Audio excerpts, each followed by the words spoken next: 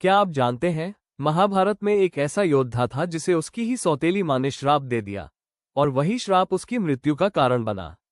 महाभारत के हर पात्र के पीछे एक गहरी कहानी छुपी है, लेकिन आज हम बात करेंगे एक ऐसे योद्धा की जिसकी ताकत से कौरव कांप उठते थे और जिसकी मृत्यु का कारण बनी उसकी ही मां समान द्रौपदी का श्राप। जी हाँ, हम बात कर रहे हैं भीम पुत्र घटोत्कच की। घटोत्कच पांडव भीम और राक्षसी हिडिंबा का पुत्र था।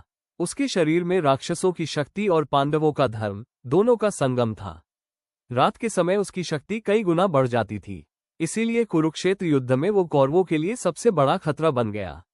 द्रौपदी भीम की पत्नी होने के कारण घटोत्कच की सौतेली मां थी।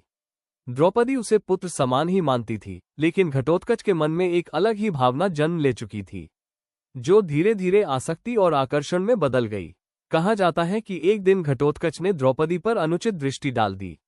ये दृष्टि किसी मां के लिए सिर्फ अपमान नहीं, बल्कि मर्यादा का उल्लंघन थी। द्रौपदी क्रोधित नहीं हुई, वो टूट गई, और उसी क्षण उसके मुख से निकले ऐसे शब्द जो आगे चलकर इतिहास बन गए। द्रौपदी ने कहा, जिस पुत्र ने अपनी मां पर कुदृष्टि डाली हो, वो अपने कुल की रक्षा करते हुए युद्धभूमि में वीरगति को प्राप्त होगा।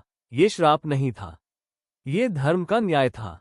कुरुक्षेत्र युद्ध में जब घटोत्कच ने कौरवों की सेना को तहस नहस कर दिया, तब कर्ण को विवश होकर इंद्र द्वारा दिया गया शक्तिशाली शक्ति अस्त्र घटोत्कच पर चलाना पड़ा।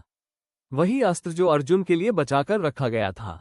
घटोत्कच हंसते हंसते वीरगति को प्राप्त हुआ, क्योंकि उसे पता था उसकी मृत्यु पांडवों की जीत का रास्ता खोल देगी।